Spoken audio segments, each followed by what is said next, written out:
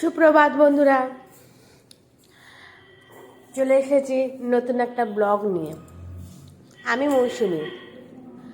মৌসুমী সংসারে তোমাদের সবাইকে স্বাগত জানাচ্ছি। আচ্ছা বলো তো, তোমরা কে কোথা দিয়ে আমার ভিডিওটা দেখছো? একটু কমেন্ট করে জায়গাগুলোর নাম বলো, নাহলে আমি বুঝবো কী করে যে আমার বন্ধুরা কোথায় কোথায় থাকে বা কোথাতে বাড়ি। আমার বাড়ি তো তাহেরপুরে। জানো,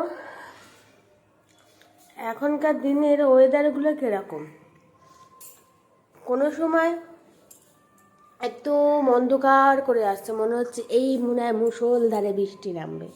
কোনো সময় এত রোদ্দুরের তাপ, থাকা যাচ্ছে না।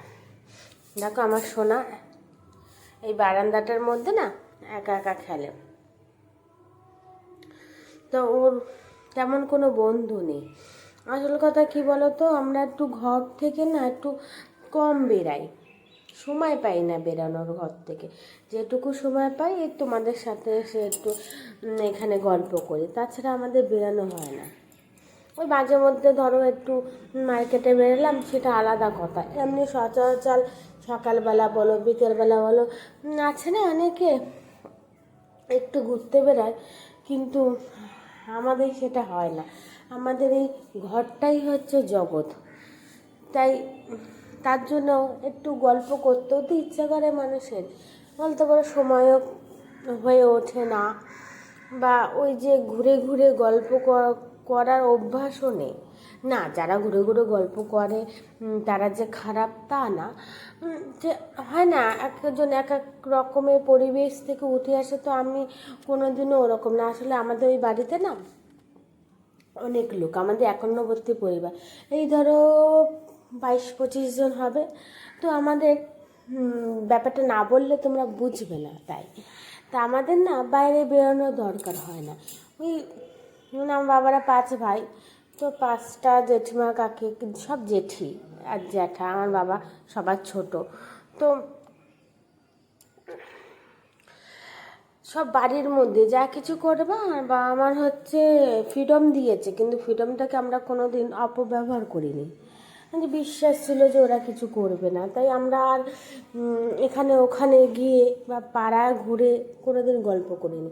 বাড়িতে এত লোকজন, সবার সাথে কারোর ঘরে বা কেউ আমার ঘরে আসলো, ঘরে দিনটা বেশ ভালোই কেটে যেত, বা 1 ঘন্টা বসে গল্প করলাম, ব্যস্ত হয়ে যেত। আর বিয়ের আগে একটু গল্পের বই বা একটু মোবাইলে ডিটেকটিভ টাইপের যেগুলো হতো না, সিআইডি, এই টাইপের জিনিস দেখতে আমি খুব ভালোবাসতাম। তা সেইগুলো দেখতাম, আর টিউশনি পড়াতাম। সকালেও টিউশনি পড়াতাম, 2-1 দিন বিকালেও থাকতো পড়াতাম, তো সময়টা বেশ ভালোই কেটে যেত। বিয়ের পরে এখানে এসে এখানে খুব ছোট পরিবার আমার, মানে আমার শাশুড়ি মা, হাজব্যান্ড আর আমার এক দিদিভাই ছিল। তো আমার বিয়ের পরে দিদিভাইয়ের বিয়ে হয়ে যায়। এই হচ্ছে আমার পরিবার। এই 3-4 জনের মধ্যে আমি সীমাবদ্ধ। এখন দিদিভাইয়ের বিয়ে হয়ে গেছে, শাশুড়ি মা, আমি, আমার হাজব্যান্ড, এই কজন আছে। তা সকাল থেকে রাত পর্যন্ত আমরা নিজেদের মধ্যেই সময় কাটিয়ে নিই। তাই বেরিয়ে হওয়া ওঠে না, টাইমও পাই না। কেন, শাশুড়ি মায়ের বয়স হয়েছে, তাকে একটু দেখাশোনা করতে হয়। আর সোনা, ছোট সোনা খুবই দুষ্টু, তার সমস্ত বায়না আবদার বলো, বায়না বলো, দুষ্টামি বলো, সব আমাদেরই সব পূরণ করতে হয়। তাই আর ছোটো মানুষ, এত ছোটো মানুষকে বাইরে যত না বের করা যায় ততই ভালো। বেরাবে না কেন, তার একটা লিমিটেশান আছে।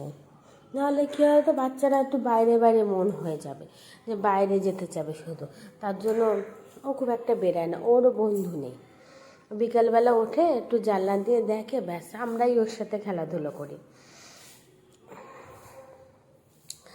দেখলে একটা আলু মশলার মধ্যে ভাজলাম, তাই দেখলে তো। আসলে কথা কী বলতো, আমার শোনার জন্য না একটু রোজ একটু সবজি ওর খাবারের মধ্যে দিতে ভালোবাসি। যেমন ধরুন পেঁপে, কলা, কুমড়ো, এরম টাইপের সবজি ওর খাবারের মধ্যে, গাজর এরম টাইপের সবজি ওর খাবারের মধ্যে অ্যাড করতে আমি ভালোবাসি। তো ওইদিকে না ডালের মধ্যে আমি দিয়ে দিয়েছিলাম সব কিছু, কিন্তু কি হয়েছে ওই এক টুকরো আলু সিদ্ধ করতে মনে নেই, মানে আমি দেখিনি, থেকে গেছে।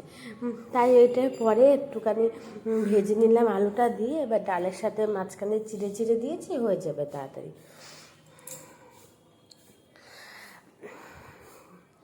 তাহলে ওকে দিলে কী হবে, সবজি যে ভিটামিনের, বাচ্চাদের যে সবজি খেতে চায় না এক একটা বাচ্চা আছে, সেই যে একটা, বা খাবার খেতে চায় না, তার যে একটা কি বলবো অভাব, সেটা দূর হয়ে যাবে।